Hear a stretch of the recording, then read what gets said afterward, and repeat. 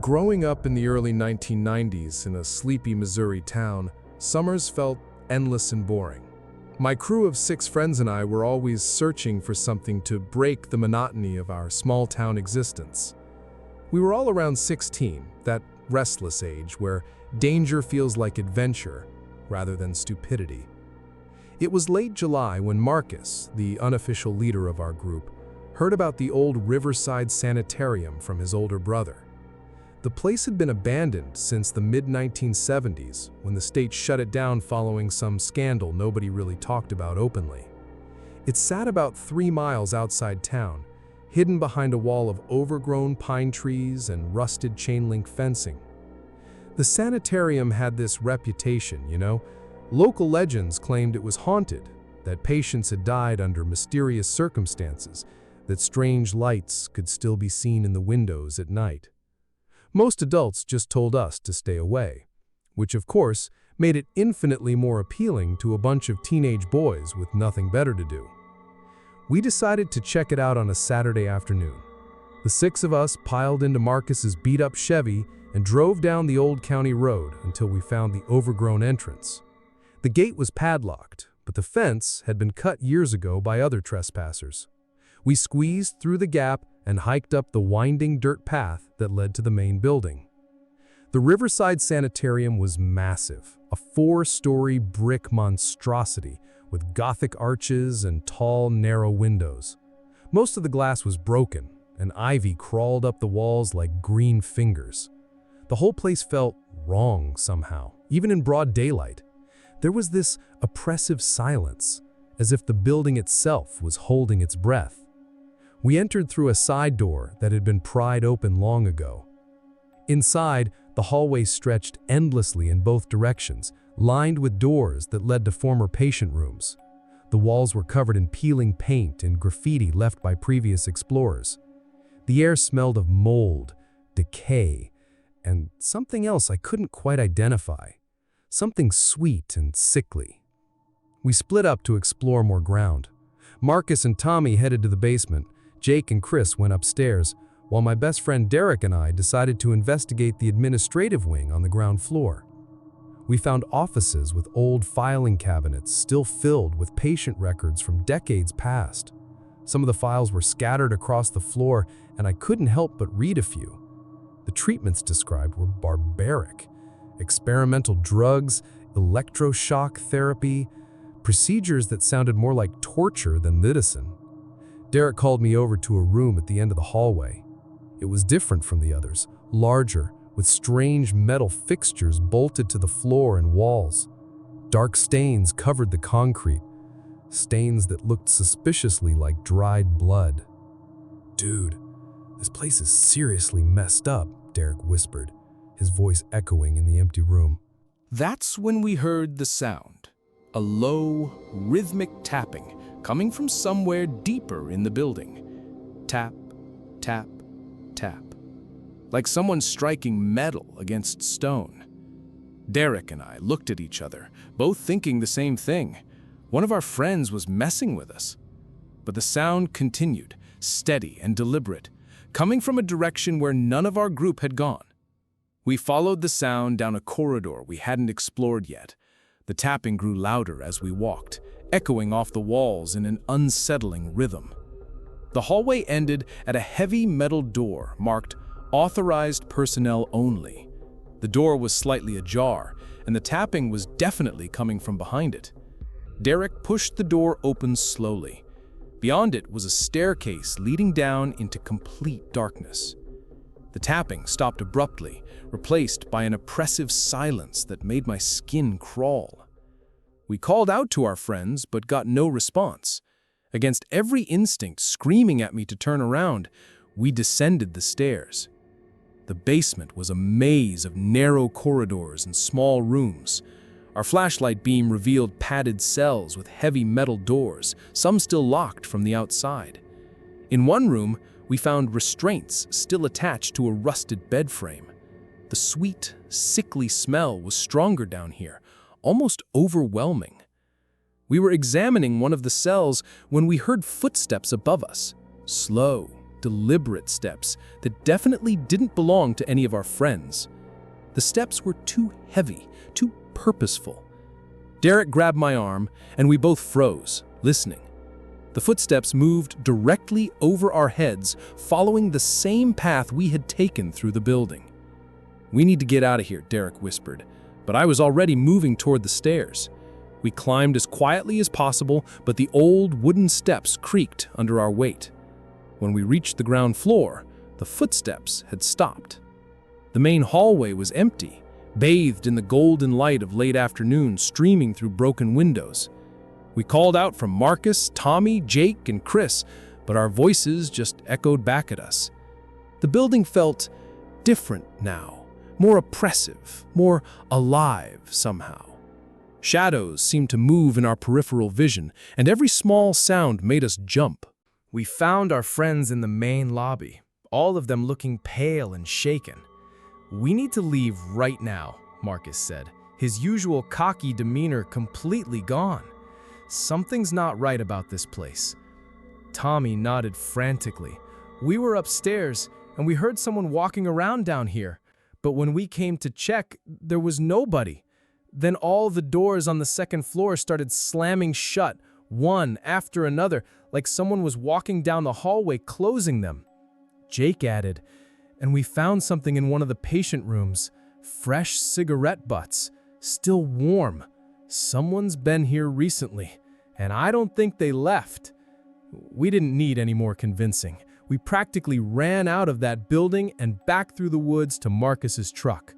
As we drove away, I looked back at the sanitarium through the rear window. For just a moment, I could swear I saw a figure standing in one of the fourth-floor windows, watching us leave. That night, I couldn't sleep. Every time I closed my eyes, I saw those dark stains on the basement floor, heard those deliberate footsteps above our heads. But what happened the next morning was worse than any nightmare. My family lived on the outskirts of town, and my bedroom window faced the woods that eventually led back toward the old sanitarium. I woke up around dawn to the sound of my dog barking frantically in the backyard. When I looked outside, I saw him cowering near the back door, staring at something in the tree line. There, just visible between the pine trees, was a tall figure in what looked like a white coat, too far away to make out clearly, but definitely human-shaped. The figure stood perfectly still for several minutes, and I had the distinct impression it was looking directly at my house, directly at my window. I blinked, and it was gone. Over the next few days, similar sightings were reported around town. Mrs. Henderson swore she saw someone in white standing in her garden at midnight. The Johnson family found strange symbols scratched into the dirt outside their home. My friend Derek called to tell me his family's cat had disappeared, and they found it 3 days later behind the house, dead, but with no visible injuries, as if it had simply been drained of life. None of us ever talked about going back to the sanitarium. We didn't need to discuss it. We all knew that something had followed us home from that cursed place. Something that had been waiting in those dark corridors, feeding off the pain and suffering that had soaked into the very walls over the decades. The sanitarium was demolished 5 years later after a series of suspicious fires and unexplained accidents on the property. The official reason given was structural instability, but I've always suspected the real reason was much darker. Some places are too tainted by human suffering to ever truly be abandoned. Some places never let you leave. Not completely. Even now, 25 years later, I sometimes wake up to the sound of footsteps above my head, slow and deliberate, just like that day in the sanitarium. And sometimes, just sometimes, I catch a glimpse of white in my peripheral vision, standing perfectly still, watching. and waiting. I've learned to live with it, but I've never forgotten the lesson that place taught me. Some doors should never be opened, and some places should remain buried in the past where they belong. During my sophomore year at State University, I developed an obsession with urban photography. There was something magnetic about capturing the decay and abandonment that existed in the shadows of our bustling college town. The contrast fascinated me, all this forgotten history hiding just blocks away from coffee shops and lecture halls. It was early March 2018, and I'd been scouting locations for my photography portfolio when I discovered the old textile warehouse on Riverside Avenue.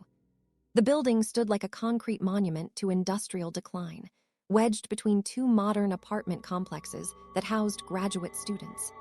What struck me as odd was how out of place it seemed, this massive, deteriorating structure in the middle of such a gentrified area. The warehouse was 4 stories tall, built sometime in the 1940s, with rows of broken windows that stared out like dead eyes. Most of the glass had been boarded up with plywood, but I could see gaps where the wood had warped or fallen away entirely. The loading dock doors were sealed with heavy chains, and graffiti covered every accessible surface. I convinced 3 of my dorm mates to come with me for safety.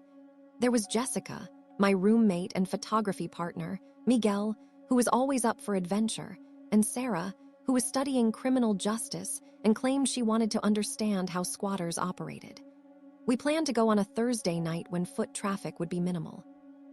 We met at my dorm around 11 p.m., equipped with flashlights, bolt cutters, and my camera gear. The walk to Riverside Avenue took about 20 minutes, and with each step, the familiar sounds of campus life faded behind us. By the time we reached the warehouse, the only sounds were our footsteps echoing off the empty street and the distant hum of highway traffic. The first challenge was getting inside. The main entrance was completely sealed, but we found a service door on the east side where someone had already cut through the chain. The door opened with a rusty screech that made us all freeze, listening for any sign we'd been heard. When nothing happened, we slipped inside one by one. The interior was a cathedral of decay. The main floor was a vast open space supported by thick concrete pillars, with bits of old machinery and textile equipment scattered throughout like the bones of some massive beast. Our flashlight beams revealed decades of water damage, collapsed ceiling tiles, and the inevitable graffiti that marks every abandoned building. What immediately struck me as wrong was how clean certain areas were. Near the back of the warehouse, someone had obviously been living there recently. There were sleeping bags arranged in a rough circle, empty food containers, and even a small camping stove. But it looked like more than one person, maybe 4 or 5 people based on the number of sleeping arrangements. Jessica grabbed my arm. "Maybe we should go," she whispered. "This place isn't actually abandoned." But Miguel was already exploring deeper into the building. "It's fine," he called back. "Nobody's here now. Besides, squatters don't usually cause trouble for random people." Sarah was examining the makeshift campsite with the analytical eye of someone studying criminal behavior. "This setup is weird," she said. "Look at how they've arranged everything. It's like they're expecting to stay here permanently, but also like they're ready to run at any moment." I was taking photographs of the industrial architecture when we heard the sound, metal scraping against concrete, coming from somewhere above us. We all froze, flashlights pointed upward into the darkness. The sound came again, rhythmic and deliberate, like someone dragging chains across the floor. "Probably just the building settling," Miguel said, but his voice betrayed his nervousness. We decided to investigate the second floor, accessing it through a steel staircase near the back of the building. The stairs were solid, but loud, each step echoing through the cavernous space. The second floor was divided into smaller rooms that had probably been offices or storage areas. Most were empty except for debris and more graffiti. In one room, we found something that made my blood run cold. The walls were covered with what looked like surveillance photos, dozens of black and white pictures showing people walking through the city, sitting in cafes, entering buildings. Some of the photos had red circles drawn around the faces and dates written in the margins going back several months. "We need to leave right now," Sarah said, her criminal justice training apparently kicking in. "This isn't squatting. This is something else entirely." That's when we heard voices from the ground floor, multiple people speaking in low, urgent tones. The voices were coming from the direction of the entrance we'd used, cutting off our only known exit route. We could hear footsteps moving through the warehouse, slow and methodical, like they were searching for something. Or someone. Jessica grabbed my hand, and I could feel her trembling. Miguel had gone completely pale, and Sarah was already moving toward a window to see if there was another way out. The voices grew louder, and we could make out fragments of conversation, mentions of the students, and cleaning up loose ends. We found a fire escape on the north side of the building, but the window was painted shut and wouldn't budge. Miguel was working on it with a crowbar he'd found when we heard footsteps on the stairs we'd just used. Heavy boots, multiple sets, climbing toward our floor. The window finally gave way with a sharp crack that sounded impossibly loud in the night air. We squeezed through onto the rusted fire escape, with Sarah going first, then Jessica, then me. Miguel was last, and just as he was climbing through, we heard shouts from inside the building. There on the fire escape. The metal staircase swayed sickeningly as we descended as fast as we dared. I could hear people moving through the building above us, see flashlight beams sweeping back and forth through the broken windows. When we reached the ground, we didn't stop running until we were back on campus, our hearts pounding and lungs burning from the sprint. We never reported what we saw to the police. Sarah convinced us that we'd been trespassing and could get in serious trouble, especially if these people were involved in something genuinely dangerous. Instead, we agreed to just forget about it and never go back. But the warehouse wouldn't let us forget. 3 days later, Jessica found a manila envelope slipped under our dorm room door. Inside were photographs, pictures of us walking to class, sitting in the library, eating in the dining hall. Recent photos, taken after our visit to the warehouse. There was no note, just the pictures, but the message was clear. Over the next 2 weeks, we all experienced things that could have been coincidences, but felt like warnings. Miguel's car tires were slashed. Sarah's laptop was stolen from the library. I started noticing the same man following me at a distance when I walked across campus, always staying just far enough away to avoid a clear identification. The breaking point came when Jessica woke up one night to find her window open, despite the fact that we were on the 4th floor of the dorm. On her desk was a single photo, a picture of her sleeping, taken from inside our room. We packed up and moved to a different dorm the next day, claiming we needed a room change for academic reasons. The warehouse was demolished 6 months later. The official reason given was structural instability and safety concerns, but I've always wondered if the authorities discovered what we had stumbled upon that night. The lot remained empty for 2 years before they built a new student services building on the site. I never finished my urban photography portfolio. The camera I'd been using that night disappeared from my room sometime during our move, along with all the photos I'd taken. I switched my major to English literature and tried to put the whole experience behind me. But sometimes, late at night, I still find myself checking and rechecking my door locks, pulling my curtains tight, and wondering if somewhere out there, someone still has those photographs of us. I learned that some abandoned places aren't really abandoned at all. They're just hiding something much worse than decay and neglect. They're hiding people who don't want to be found, and who definitely don't want to be photographed. 3 years ago, my buddy Jake and I were going through what I'd call our adventure phase. We were both 22, fresh out of college, and desperately trying to squeeze some excitement out of our mundane small-town lives before we inevitably settled into careers and mortgages. We'd started exploring abandoned places around our area in rural Pennsylvania, mostly old barns and defunct gas stations, taking photos and pretending we were documenting local history. It was late September when Jake mentioned the Brennan Farmhouse. He'd heard about it from a coworker whose family had lived in the area for generations. According to local lore, the Brennan family had vanished sometime in the 1970s, leaving behind their farm, their possessions, and a lot of unanswered questions. The property had been tied up in legal disputes for decades, and the house had been sitting empty ever since. The farmhouse was located about 15 miles outside of town, down a series of increasingly narrow country roads that eventually turned to gravel, then dirt. When we finally found the property, it was obvious why it had remained undisturbed for so long. You practically needed a GPS and a prayer to locate it. The house itself was a modest two-story structure, probably built in the 1920s or 1930s. White clapboard siding that had turned gray with age and weather, a wraparound porch that sagged in the middle, and windows that stared out like dark, empty sockets. The barn behind the house had partially collapsed, its red paint faded to the color of dried blood. What struck me immediately was how isolated the place felt. The nearest neighbor was probably 3 miles away, and the farmhouse sat in a small valley surrounded by dense woods. Even in broad daylight, there was something oppressive about the silence. No birds, no insects, just the sound of wind moving through dead corn stalks in the abandoned fields. Jake was excited about exploring, but I felt uneasy from the moment we stepped out of his truck. There was something wrong about the place that I couldn't quite identify.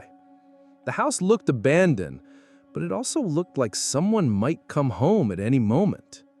The front porch was swept clean, and I could see curtains hanging in the windows, faded but still there. We decided to check the perimeter before trying to get inside. Walking around the house, we discovered that most of the windows on the ground floor were boarded up from the inside, but there was a basement window on the east side that had been left uncovered. Through the glass, we could see into what appeared to be a workshop or storage area. Jake was all for breaking the window and climbing in, but something about that basement made my skin crawl. From what I could see through the grimy glass, the room was full of tools and equipment, but they were arranged too neatly, too purposefully for a space that had supposedly been abandoned for 40 years. Instead, we found that the back door was unlocked. Not just unlocked, the door was actually standing slightly ajar, as if someone had just stepped outside for a moment and would be right back. Jake pushed it open, and we stepped into what had been the kitchen.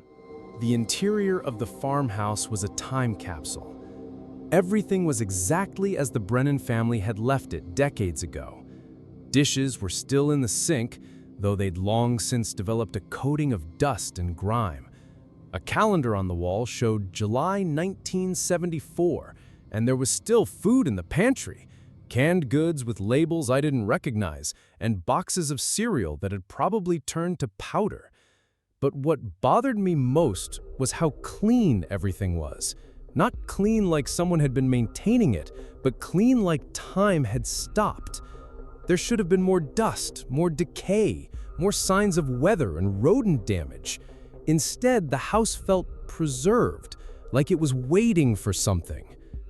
Jake was documenting everything with his camera, fascinated by the authentic 1970s decor and the mystery of the family's disappearance.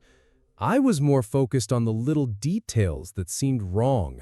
Fresh scratches on the wooden floors, wear patterns on the furniture that suggested recent use, and a faint smell in the air that reminded me of wet earth and something else I couldn't identify. We explored the ground floor methodically. The living room featured a television set from the Nixon era and a coffee table with magazines that were yellowed but still readable. The dining room had a table set for 4, complete with cloth napkins and glasses that looked like they'd been filled with water just hours ago, though the liquid had long since evaporated. It was in the family room that we found the photographs. The walls were covered with family pictures spanning several decades, weddings, birthdays, holidays, all featuring the same group of people as they aged from young adults to middle age. But what caught my attention was that many of the photos seemed to have been taken from a distance with a telephoto lens, as if someone had been watching and documenting this family without their knowledge. "Dude, this is getting weird," I told Jake, but he was already heading upstairs. The second floor held 3 bedrooms and a bathroom. The master bedroom looked like the parents had just gotten up. The bed was unmade, clothes were draped over a chair, and there were toiletries scattered across the dresser. The children's rooms were even more unsettling. Toys were arranged on shelves and floors, but they were positioned in ways that seemed deliberate, almost ritualistic. In the smallest bedroom, which appeared to have belonged to a young girl, we found something that made us both stop cold. The walls were covered with drawings, crayon pictures that any child might make, except these drawings all showed the same thing: a tall figure standing outside windows, watching the house. In some pictures, the figure was in the yard. In others, it was among the trees. But in every single drawing, it was there, observing. Jake was taking photos of the drawings when we heard the sound, a slow, rhythmic creaking coming from somewhere below us. At first, I thought it might be the house settling, but the sound was too regular, too purposeful. It sounded like someone rocking in a chair. We crept to the top of the stairs and listened. The creaking continued, accompanied now by what sounded like humming, a low, tuneless melody that seemed to drift up from the ground floor. Jake and I looked at each other, both thinking the same thing. We weren't alone in the house. Moving as quietly as possible, we descended the stairs. The sounds were coming from the family room, the same room where we'd found all those surveillance-style photographs. When we reached the doorway, we could see that the rocking chair near the window was moving back and forth, but there was no one in it. The humming stopped. Jake raised his camera to take a photo of the moving chair, and that's when we saw him. A tall, gaunt man standing in the corner of the room, partially hidden by shadows. He was wearing clothes that might have been fashionable in the 1970s, but they hung on his skeletal frame like burial shrouds. His face was pale and drawn, with deep-set eyes that reflected light like an animal's. He looked directly at us and smiled. Neither Jake nor I said a word. We just ran. We bolted out of that house faster than I've ever moved in my life, not stopping until we reached the truck. Jake's hands were shaking so badly he could barely get the key in the ignition, and I kept looking back at the house, expecting to see that gaunt figure following us. As we drove away, I noticed something that made my blood run cold. Every window of the farmhouse now had a face in it, pale, indistinct figures watching our retreat. But it was impossible. We'd only seen one person, and he'd been on the ground floor. There was no way he could have filled every window so quickly. Jake developed his photos the next day, and most of them were normal, just documentation of an abandoned house and its frozen-in-time contents. But in the last photo he'd taken, the one of the rocking chair, there was something else. Standing right behind where we'd been positioned, clear as day, was the gaunt man. He was reaching toward the camera with one long, thin hand, and his mouth was open in what might have been a scream or a laugh. We never went back to the Brennan farmhouse. Jake moved to Pittsburgh 6 months later for a job, but I think the real reason was that he couldn't handle staying in the same area as that place. He wouldn't talk about what we'd experienced, and eventually we stopped staying in touch. I did some research on the Brennan family after Jake left. What I found made me wish I'd never heard of that farmhouse. The family hadn't just disappeared in 1974. They'd been murdered. All 4 of them. Robert and Mary, and their children Sarah and Tommy. The case was never solved, but police reports mentioned evidence that the family had been stalked for months before their deaths. Neighbors had reported seeing a suspicious man watching the house from the woods, and the family had told friends they felt like they were being observed. The killer was never found. The case went cold, and eventually the property was abandoned when no relatives could be located to claim it. But here's what really terrifies me. According to the police reports, the man suspect in the murders was described as tall and gaunt, with deep-set eyes and an unnatural way of moving. The description matched perfectly with what Jake and I had seen in that family room. I drive a different route to work now, one that doesn't take me anywhere near those country roads. But sometimes, late at night, I find myself thinking about that farmhouse and wondering if that figure is still there, still watching, still waiting for new visitors to add to his collection of observations. Some places hold on to their tragedies, and some people refuse to let go of their obsessions, even in death. The Brendan farmhouse taught me that there are worse things than abandoned buildings. There are places that are abandoned for very good reasons, and some watchers never stop watching, no matter how much time passes. When I was 16, back in 2009, my group of friends and I discovered the abandoned Riverside Military Academy about 10 miles outside our town in northern Georgia. The place had been closed since the early 1990s, when enrollment dropped and the state pulled its funding. What remained was a cluster of red brick buildings, slowly being reclaimed by kudzu and pine forest. Our routine was simple but effective. Every Friday after school, one of us would bike over to the academy to scout the area and make sure it was safe before the others arrived for the weekend.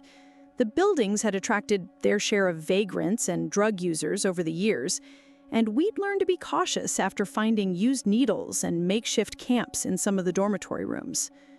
The academy consisted of 6 main buildings arranged around a central parade ground, 4 dormitories, an academic building, and what had been the mess hall and administrative offices.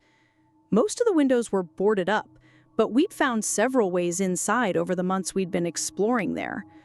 My closest friend, Emma, and I were usually the scouts. We'd developed a system of checking each building methodically, looking for signs of recent occupation, before giving the all-clear to our boyfriends, Marcus and Tyler, along with our friends Jessica and Amy.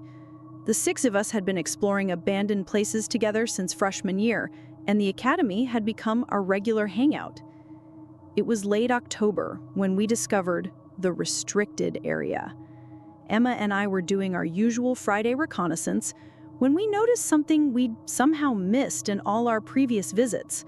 Behind the main academic building, partially hidden by overgrown vegetation, was a 7th structure. It was smaller than the others, built from the same red brick, but with no windows and only one visible entrance, a heavy steel door marked with faded warnings about authorized personnel only. The door was secured with multiple locks, but Emma had become quite skilled at picking basic mechanisms during our urban exploration adventures. It took her nearly an hour, but she finally managed to get it open. The moment the door swung inward, we were hit with a smell that made us both step back. A mixture of chemicals, mold, and something else that reminded me of a dentist's office. Inside was a narrow corridor lined with more steel doors. Unlike the rest of the academy, this building showed no signs of vandalism or decay. The floors were clean, the walls were intact, and fluorescent light fixtures hung from the ceiling as if they'd been maintained. It felt less like an abandoned building and more like a facility that had been temporarily shut down. The first few rooms we checked were small and sterile, with tiled walls and drains in the floors. They looked like examination rooms or medical facilities, which seemed odd for a military academy. Each room had a single chair bolted to the floor and restraint straps attached to the arms and legs. "This is seriously creepy," Emma whispered, but we both kept exploring. There was something compulsive about the mystery of this hidden building, something that demanded answers, even as every instinct told us to leave. At the end of the corridor was a larger room that appeared to have been an observation area. One wall was made entirely of one-way glass, looking into what could only be described as a classroom. But this wasn't like any classroom I'd ever seen. The desks were arranged in perfect rows, each one equipped with restraint mechanisms similar to those in the smaller rooms. The walls were covered with charts and diagrams showing human anatomy and brain structures. On the teacher's desk, we found a stack of files that had been left behind when the facility closed. The paperwork was dense and full of medical terminology I didn't understand, but certain phrases jumped out. Behavioral modification, psychological conditioning, experimental protocols, and subject compliance rates. Emma found a logbook that made everything horrifyingly clear. The entries, dating from the late 1980s through early 1991, documented experiments conducted on academy cadets. The students hadn't just been receiving military training. They'd been unwilling subjects in psychological research programs funded by organizations whose names were redacted from the documents. The experiments ranged from sensory deprivation and drug trials to procedures that sounded like torture disguised as science. The logbook mentioned students who'd been selected based on disciplinary problems or family situations that made them suitable candidates. Many entries noted that subjects had been told the procedures were punishment for infractions or special military training exercises.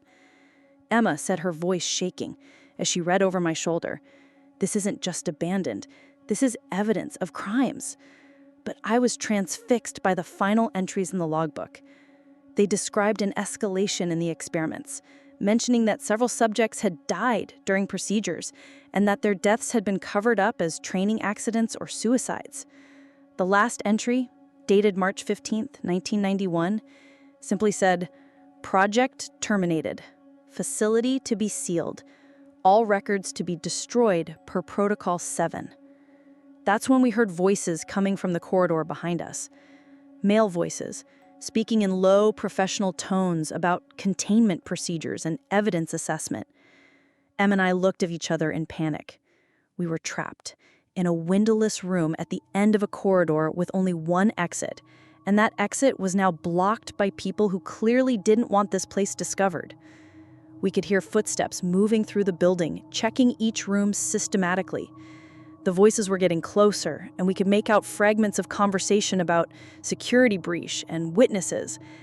These weren't curious explorers or homeless people. They were organized, official, and they knew exactly what this building contained. Emma spotted a ventilation grate near the ceiling. It was our only option. She boosted me up, and I managed to pry the grate loose and squeeze into the ductwork. The space was barely large enough for our bodies, and the metal was sharp and unforgiving, but we crawled through the darkness, following the airflow toward what we hoped was an exterior vent. Behind us, we could hear the men discovering our presence in the observation room. Their voices became more urgent, and we heard radio chatter about perimeter containment and mobile cleanup unit. Whatever organization these people represented, they had resources and protocols for exactly this kind of situation. We emerged from a ventilation shaft on the side of the building just as several black SUVs were pulling up to the facility. Men in suits were setting up some kind of perimeter, and we could see others entering the building with equipment cases. Emma and I didn't wait to see what they were planning. We ran into the woods and didn't stop until we reached our bikes. The ride back to town was surreal. We'd stumbled onto evidence of human experimentation at an abandoned military academy. And now we'd been discovered by people who were clearly there to clean up and cover up. We decided to go straight to Emma's house and figure out what to do with the information we'd discovered.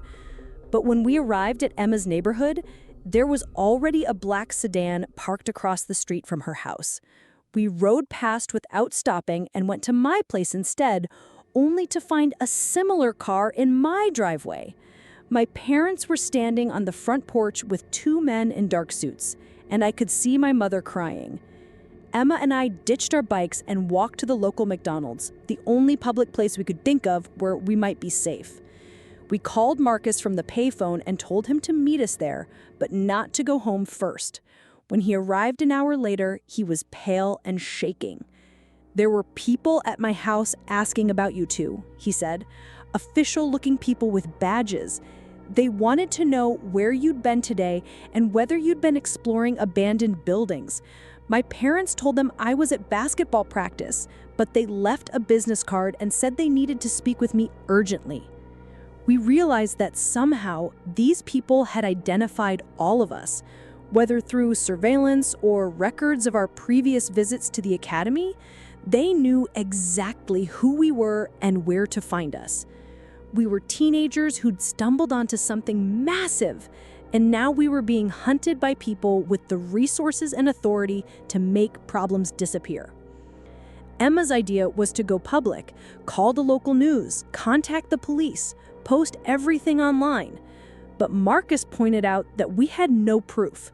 We hadn't been able to take photos or steal any documents from the facility. All we had were our testimonies about what we'd seen, and who would believe a story about secret government experiments at an abandoned military academy? We decided to lay low and see what happened. We went to school the following Monday and tried to act normal, but it was impossible to concentrate. During third period, Emma was called to the principal's office and didn't return.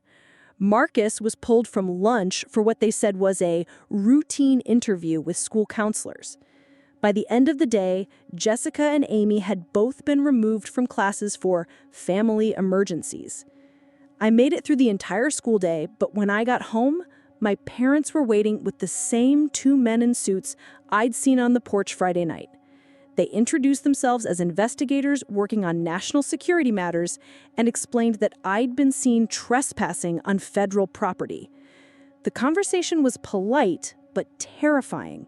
They claimed the facility at Riverside Academy was being used to store hazardous materials and that our presence there had potentially exposed us to dangerous chemicals. They insisted I needed to undergo medical evaluation and psychological counseling to ensure my health and well-being. I never saw Emma, Marcus, Jessica, Amy, or Tyler again. My parents were told that my friends had all been transferred to specialized treatment facilities for their own safety after exposure to toxic substances. The story was that we'd all developed severe psychological symptoms from chemical contamination and needed intensive therapy at secure medical centers. I was kept at home for 2 weeks under what they called observation. During that time, men in suits visited daily to ask me questions about what I remembered from our visit to the academy. Each day, my memories felt a little hazier, a little less reliable. They gave me medication that they said would help with the toxic exposure, but it made me drowsy and confused. When I finally returned to school, I found that none of my friends were enrolled anymore. Other students had been told they'd transferred to different schools or that their families had moved away. Anyone who asked too many questions was told that discussing my friends' medical situations was inappropriate and potentially harmful to their recovery. That was 13 years ago. I've never heard from any of them since, despite extensive searching on social media and through online records. It's as if Emma, Marcus, Jessica, Amy, and Tyler simply ceased to exist after that Friday in October. The Riverside Military Academy was demolished 8 months later. The official reason given was environmental contamination that posed a health risk to the community. The entire area was fenced off during the cleanup, and now it's a nature preserve where no development is allowed. I still live in the same town, still drive past that nature preserve sometimes. I have a normal life now, a job, an apartment, relationships, but I've never forgotten what we found in that hidden building. The memory of those files, those restraint chairs, those clinical notes about experimenting on children remains crystal clear despite all the medication they gave me. Sometimes I wonder if my friends are still alive somewhere, in facilities similar to what we discovered that day. Sometimes I wonder if the experiments ever really stopped, or if they just moved to new locations with better security. But mostly, I try not to think about it at all, because I've learned that some secrets are protected by people who will do anything to keep them hidden. Some abandoned places aren't really abandoned. They're just waiting for the right moment to reclaim anyone foolish enough to discover what they're meant to conceal. 2015, when I was 17, I became fascinated with abandoned places through social media. Instagram and YouTube were full of urban explorers documenting their adventures in forgotten buildings, and I was mesmerized by the haunting beauty of decay. I spent hours scrolling through photos of abandoned amusement parks, derelict hospitals, and forgotten mansions, dreaming of finding my own secret place to explore. I lived in a sprawling suburb outside Denver, the kind of place where identical houses stretched for miles. And the most exciting thing that happened was a new chain restaurant opening at the strip mall. My best friends, Rachel and Chloe, shared my fascination with urban exploration, though we'd never actually done it ourselves. We were all talk and no action until the day I discovered the Whitmore estate. I found it completely by accident during one of my bike rides through the older part of our suburb. I'd taken a wrong turn trying to find a shortcut home and ended up on a narrow street I'd never seen before. The houses here were older, bigger, set back on large lots with mature trees. At the very end of the street, almost hidden behind a wall of overgrown hedges, I glimpsed something that made me stop my bike and stare. Through a gap in the vegetation, I could see the corner of what looked like a massive Victorian mansion. The architectural style was completely out of place for Colorado, all dark wood and ornate gables, like something transplanted from a Gothic novel. What I could see of the grounds showed clear signs of long abandonment: waist-high weeds, dead trees, and windows covered with thick ivy. I called Rachel and Chloe as soon as I got home, practically vibrating with excitement. We spent the next 2 hours researching the property online. The house had belonged to Edmund Whitmore, an eccentric collector who had died in 2008 with no living relatives. The estate had been tied up in legal battles for years, while the court tried to figure out what to do with his vast collection of antiques, artifacts, and artwork. Local news articles mentioned that Whitmore had been a recluse who rarely left the property and had spent decades acquiring unusual items from around the world. There were rumors that he'd collected things that museums wouldn't touch, artifacts of questionable origin, items with dark histories, objects that most people would consider cursed. We decided to explore the estate the following Saturday. I told my parents I was spending the day at Rachel's house, while she told hers she was with me, and Chloe told her family she was at the mall. Classic teenage coordination for maximum freedom. We met at the end of Whitmore Street around noon, equipped with backpacks full of snacks, water bottles, flashlights, and my camera. The house looked even more imposing in daylight, a 3-story Victorian monster with towers, bay windows, and decorative woodwork that had turned black with age and weather. The front gate was chained shut, but we found a section of the rear fence where the wood had rotted enough for us to squeeze through. The backyard was like stepping into an overgrown fairy tale. Stone paths wandered between dead rose bushes and toppled garden statues.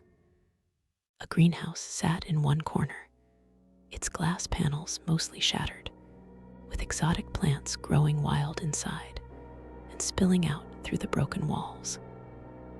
Everything was beautiful in a decaying, romantic sort of way.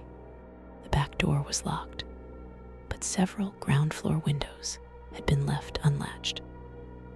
We chose one that opened into what appeared to be a sitting room, carefully climbing through and trying not to cut ourselves on the broken glass. Inside, the house was a museum of madness. Every room was crammed floor to ceiling with objects from around the world.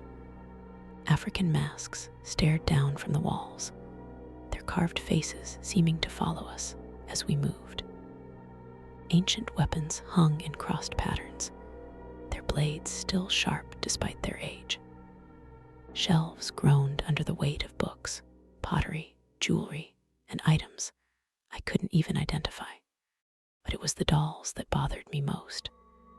They were everywhere, porcelain faces peering out from behind other artifacts, cloth bodies slumped in corners, glass eyes that seemed to track our movement. Some were clearly antiques, but others looked handmade, crafted with disturbing attention to realistic detail. Their expressions ranged from innocent smiles to something that looked almost malevolent. Rachel was documenting everything with her phone, while Chloe and I explored deeper into the house. The dining room featured a table set for 12, complete with elaborate place settings and candelabras, as if Whitmore had been expecting guests who never arrived. The kitchen was frozen in time, with dishes still in the sink and a calendar on the wall showing October 2008, the month he died. We found Whitmore's study on the second floor, and it was here that the house's true nature became apparent. The walls were lined with journals, hundreds of them, each filled with Whitmore's spidery handwriting documenting his acquisitions. I opened one at random and read entries describing where he'd obtained various items: estate sales, private collectors, archaeological digs that sounded distinctly illegal. But scattered throughout the collecting notes were stranger entries. Whitmore wrote about objects that spoke to him, artifacts that seemed to influence his dreams, items that he claimed were changing the atmosphere of the house itself. He mentioned sleepless nights, voices in empty rooms, and the growing sense that his collection was collecting him in return. Chloe called us over to a glass display case in the center of the study.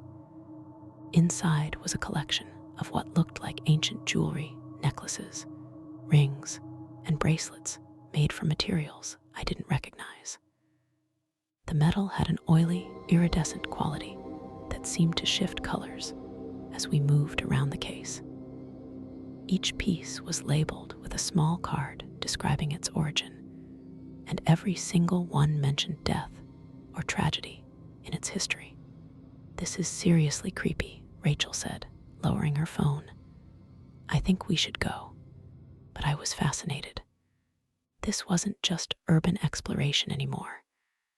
It was like discovering a hidden world, a secret museum that no one else knew existed. I convinced them to explore the third floor before we left. Third floor was different from the rest of the house, where the lower levels had felt cluttered but organized. Up here, everything seemed chaotic. Objects were scattered haphazardly, as if they'd been moved recently. Some of the dolls were arranged in small circles, facing inward like they were having meetings. Books lay open on the floor, their pages covered with notes in multiple handwritings, some in Whitmore's familiar script, but others in different styles entirely. In the master bedroom, we found something that made us all step back in horror. The bed was covered with dozens of photographs, but they weren't normal family pictures or landscapes. They were surveillance photos of people in their homes, people sleeping, cooking, showering, completely unaware they were being watched. Some of the photos had dates going back years, but others looked recent, printed on modern photo paper. "We're leaving right now," Chloe said, her voice shaking. "This isn't just abandoned.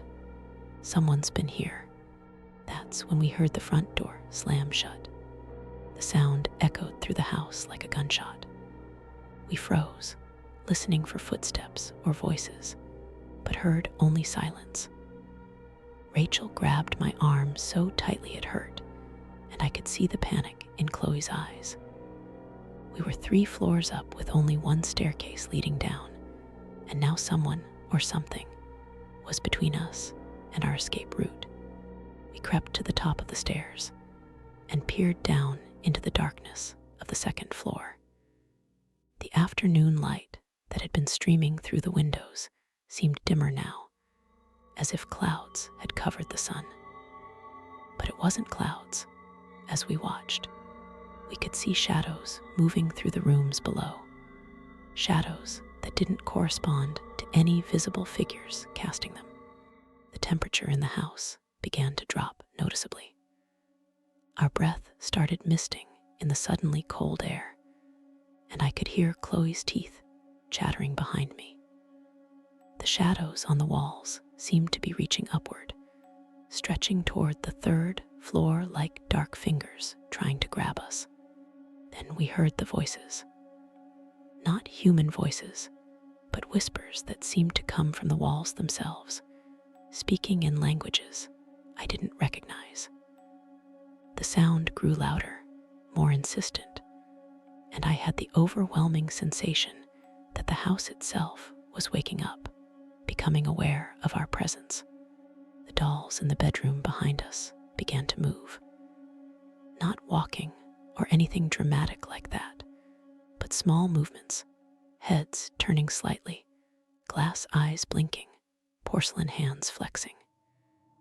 It was subtle enough that I might have imagined it, but when I saw Rachel and Chloe backing away from the bedroom doorway, I knew they were seeing it too. We had no choice but to try the stairs. Moving as quietly as possible, we descended to the second floor. The study where we'd been reading Whitmore's journals was different now. The books were arranged differently on the shelves, and the display case with the strange jewelry was open, its contents scattered across the floor. On the first floor, we discovered that our escape window was now closed and locked from the inside. The front door, which had slammed earlier, was not only locked, but seemed to have additional locks that hadn't been there before. We were trapped. Rachel started crying, which made everything feel even more hopeless. Chloe was trying different windows, but they were all sealed shut. I was standing in the middle of the sitting room, surrounded by all those staring masks and dolls, when I noticed that the furniture had been rearranged to form a rough circle around us, as if we were the centerpiece of some ritual. That's when I saw him, or what remained of him. Edmund Whitmore stood in the doorway to his dining room, but he wasn't alive in any sense that mattered. He was translucent, like smoke given human form, and his eyes held an intelligence that was both human and something else entirely. Behind him, I could see other figures, shadowy forms that might have been people, or might have been something that had never been human at all. Whitmore raised one ghostly hand and pointed at us, and when he opened his mouth, that same whispered language we'd heard earlier poured out. But somehow, I understood what he was saying. He was welcoming us to his collection. He was explaining that we would be staying. He was telling us that the house needed new caretakers, and that we would serve that purpose for a very long time. The other figures began to move into the room, and I realized they weren't ghosts at all. They were previous visitors who had come to explore the house and never left. I could see the remnants of their modern clothes, their smartphones still clutched in skeletal hands, their backpacks moldering against their bones. I don't remember exactly how we escaped. One moment we were surrounded by Whitmore and his collection of trapped souls, and the next we were outside, running through the overgrown garden toward the gap in the fence. I think one of us, maybe Chloe, threw something heavy through a window, but the details are fuzzy, like trying to remember a nightmare after waking up. What I do remember clearly is looking back as we squeezed through the fence and seeing every window of the house filled with faces, some human, some decidedly not, all watching us leave with expressions of terrible hunger. We never talked about what happened in the Whitmore estate. By unspoken agreement, we pretended it had never happened. But our friendship never recovered from that day. There was something different about all of us afterward, something that made it hard to be around each other. We reminded each other of things we wanted to forget. House was demolished 6 months later. The official reason was structural damage and safety concerns, but I've always suspected the real reason was much darker. The lot remains empty to this day, though sometimes I drive by and see children playing in the field that now occupies the space. They seem happy and normal, but sometimes I catch them arranging their toys in small circles, and I wonder what seeds the Whitmore estate planted before it was finally destroyed. I never went urban exploring again. Some places are abandoned for very good reasons, and some collections are meant to stay hidden from the world. Edmund Whitmore spent his life gathering objects of power and darkness, but in the end, he became just another item in his own collection. Forever trapped in the house he'd filled with other people's nightmares.